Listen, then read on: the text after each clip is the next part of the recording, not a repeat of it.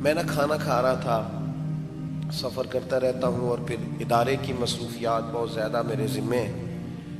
آپ لوگوں کو جب دیکھتا ہوں، دیکھیں چھٹی بھی نہیں ہے اور آپ اتنے سارے لوگ آ گئے کہ جگہ ہی نہیں رہا بچی۔ یہ محبتیں جب دیکھتا ہوں تو پھر نکل بھی پڑتا ہوں۔ رات 2 بجے نکلا تھا گھر سے، اور ابھی مجھے کچھ مزید جگہوں پہ وعدے پورے کرنے اور پھر مجھے گھر جانا ہے، اور کل پھر اس حساب سے اگلی مصروفیات بھی یوں ہی چلیں گی۔ میں کھانا کھا رہا تھا، کچھ تھکا ماندہ تھا سفر کا کچھ دنوں سے، تو میں نے کہا بچوں سے کہ ذرا مجھے نا کھانے کے فوراً بعد تھوڑی دیر لیٹنا ہے تو کہ مجھے ڈسٹرب نہ کرے۔ تو میرے گھر والے کہنے لگے بچہ روتا روتا آیا مدرسے کا، بڑا شدید، آپ کو تنگ نہ کرتے لیکن زیادہ ہی رو رہا ہے۔ تو میں نے کہا چلو بلا لے۔ میرا خیال یہ تھا شاید کسی استاد نے ڈانٹ دیا ہے تو اس لیے رو رہا ہے۔ وہ بچہ اندر آیا تو کانپ رہا تھا پوری طرح، اور اس کو بات کرتا تھا تو اس سے بات نہیں ہو پاتی تھی، آنسو نکلتے، ناک سے رینٹھ نکلتی، بری حالت ہو گئی۔ میں نے پانی وانی پلایا اور تسلی دی۔ میں نے کہا پتر کیا ہو کیا گیا؟ کہنے لگا پیر صاحب میں گھر ٹیلی فون کیتا سی، میری امی تے ابو پھر پہ لڑتے نے۔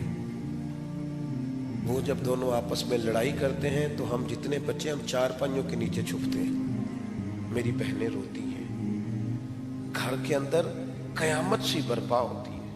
میری بہن نے فون کیا تو میری بہن رو رہی ہے، آپ دعا کریں ہمارے گھر میں سکون ہو جائے۔ یہ کس نے اتنی زیادہ ذہنی اذیت کون دیتا ہے بچوں کو؟ ماں باپ جیتنا چاہتے ہو ایک دوسرے سے، اپنی اولاد کے سینوں میں زخم گھائل کر کے بچے بیچارے جج بنے ہوئے، ابا ٹھیک ہے کہ اماں ٹھیک ہے، اور پھر نتیجہ کیا نکلا؟ اگر دن میں 100 لوگ علماء سے مسئلہ پوچھتے ہیں تو 95 طلاق والا ہے۔ کیوں؟ اس لیے کہ میاں بیوی بحث نہیں چھوڑی، رشتہ چھوٹ گیا، ایک دوسرے کو جیتتے جیتتے رشتے ہار گئے۔ ماں باپ کے ہوتے ہوئے طلاق کے بعد بچے یتیموں جیسی زندگی گزارنے لگے۔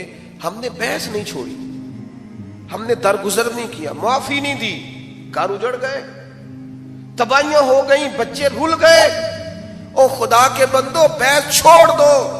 لو سنو یہ حدیث یاد رکھنا، نبی پاک علیہ الصلوۃ والسلام نے فرمایا جو حق پر ہوتے ہوئے رب کی رضا کے لیے جھگڑا چھوڑ دے گا، اللہ کے رسول کا وعدہ ہے رب اسے جنت عطا فرمائے گا۔ تھوڑی دیر کے لیے 2 قدم پیچھے ہٹو، کچھ بھی نہیں ہوگا، آپ کی شان میں کوئی کمی کچھ نہیں ہونے لگا۔ یہ بحث یہ بلا وجہ کی، اور یہ امام علی مقام کی نیاز پکانی ہے کہ نہیں، میلاد شریف کا لنگر پکانا ہے، جو لطف لینے والے ہیں وہ لے بھی گئے، انہوں نے محنت کرنی ہے انہوں نے کر بھی لی، جائز کمائیوں میں سے، شوق سے، ذوق سے، درد سے، انہوں نے ان کے نام پر صدقات و خیرات کر بھی دیے، اور بحث کرنے والے ابھی بھی بحث کر رہے ہیں۔ یہ بحث چھوڑ دیں اور محبت کا سلسلہ شروع کریں اور پیار کا انداز شروع کریں۔ تیسری بات، والذین یبیتون لربہم سجدا وقیاما، اللہ کے بندوں کی شان یہ ہے کہ وہ رات سجدے میں گزارتے ہیں اپنے رب کے لیے اور قیام میں گزارتے ہیں۔ ہماری تو رات گزرتی ہے الا ماشاءاللہ موبائل پہ، جو ٹائم ہوتا ہے جاگنے کا اس ٹائم ہم سوتے ہیں آدھی رات تک۔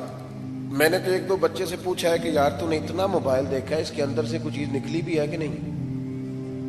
خدا کے بندو ضرور استعمال کرو لیکن بمطابق ضرورت، نفسیاتی مسئلہ نہ بناؤ۔ اب تو ڈاکٹر کہنے لگ گئے ہیں کہ بچوں کی نیند نہیں پوری ہوتی، صحت ٹھیک نہیں رہتی۔ کیوں؟ کہ موبائل تکیے کے نیچے ہوتا ہے، وہ سونے نہیں دیتا، ہر وقت توجہ اسی کی جانب لگی رہتی۔ تو جب بندہ نیند پوری نہیں لیتا تو پھر وہ جسمانی طور پر بھی کمزور ہونے لگ جاتا ہے، اعصابی کمزوری ہوتی۔ رات اللہ کی عبادت کے لیے، جس طرح آپ کا جسم خوراک مانگتا ہے، نیند مانگتا ہے، اسی طرح روح عبادت مانگتی ہے۔ اللہ کی عبادت، عبادت کا مزاج پیدا کریں، عبادت کی طبیعت پیدا کریں، اپنے ماحول میں عبادت لائیں۔ آپ یقین کریں کچھ دکھ بندے کے بڑے ذاتی ہوتے ہیں، بندہ کسی سے کہہ نہیں سکتا، निजी होते हैं, वो ऐसे दुख होते हैं कि अपनी जुबान से भी बंदा अदा नहीं कर सकता। तो हमारे दीन ने ना हमें इबादत बताई है, दुआ बताई है। क्या मतलब? जो किसी से नहीं कह सकते वो अपने रब की बारगाह में कह दो, अल्लाह के हुजूर अर्ज कर दो, कह दो सारी बात। दोस्तों, इबादत बंदे को मजबूत करती है। आप कभी नबी पाक अलैहिस्सलाम की मुकद्दस सीरत मुबारका को बगौर पढ़े, हर मकाम पर नमाज हुजूर ने अदा की, हर मकाम पर। सूरज ग्रहण हो गया तो नमाज शुरू कर दी, चांद ग्रहण हो गया तो नमाज शुरू कर दी, बारिशें नहीं हो रही तो नमाज है, ज्यादा हो रही है तो नमाज है। हत्ता के मैदान बदर में काफिर सारी रात सफे सीधी कराते रहे, महबूब ने भी सब बंदी कराई, लेकिन बाकी सारी रात महबूब पाक ने रब की बारगाह में इबादत फरमाई, अल्लाह के हुजूर सजदा रेज़ी की। सैयदा आयशा सिद्दीक़ा फरमाती हैं, रात को हुजूर मुसल्ले पे खड़े हुए, इतनी लंबी इबादत की कि मुकद्दस कदमों में वरम आ गए।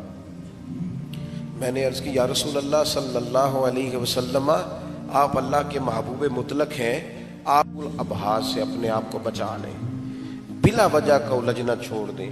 हर जो हमारे शोबे का काम नहीं उसमें बिला वजह जाके उलझाव पैदा करना, इससे निकल आए। और तीसरी गुजारिश आपकी खिदमत में ये की है, अपने आप को इबादत के साथ वाबस्ता करें। मैं आपसे अर्ज करूं, आज अगर शाम बच्चों के लिए जो हमें हुक्म दिया गया है घर से वो लेके ना जाए तो एहतजाज शुरू हो जाता है। फलां चीज बच्चों के लिए मंगवाई। बच्चे छोटे का हक अदा करना भी हम पर जरूरी है।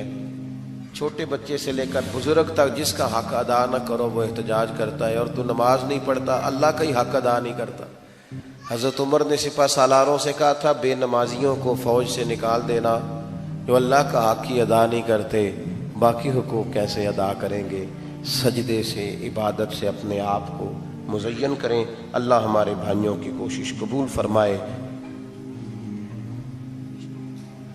हो गया हो, अल्लाह आपको खुश रखे। अल्लाहुम्मा सल्ली अला सय्यदिना व मौलाना मुहम्मदिन मादनिल जूद वल करम व आलिहि व बारिक वसल्लिम। अल्लाह हमारी हाज़िरी को कबूल फरमा, हमारे गुनाहों को मुआफ़ फरमा, हमारी गलतियों से दरगुजर फरमा, हमें इल्म नाफ़े और अमल साले की तौफ़ीक अता फरमा, सजदों का ज़ौक़ और इबादतों का शौक़ अता फरमा, तिलावतों की लज्जत अता फरमा, अपनी याद का मौका अता फरमा। अल्लाह, इतने सारे लोग तशरीफ़ लाए हैं, कोई बीमार है तो शिफा अता कर दे, मकरूज़ों को कर्ज़ों से रिहा कर दे, तंग दस्तों के रिस्क में वुसअत पैदा कर दे, जिनके मकानात अपने नहीं हैं उन्हें अपनी छत अता कर दे, उम्मत के हक़ में रहमत वाले फ़ैसले फरमा दे, आलम इस्लाम की मदद फरमा, फजलो करम फरमा।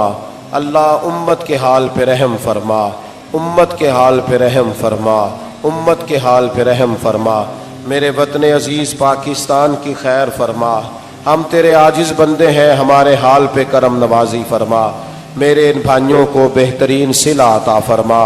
अल्लाहुम्मा इन्ना नसअलुकल अफ़्वा वल आफ़ियत फ़िद्दीन वद्दुनिया वल आख़िरह। रब्बिग़फ़िर वरहम व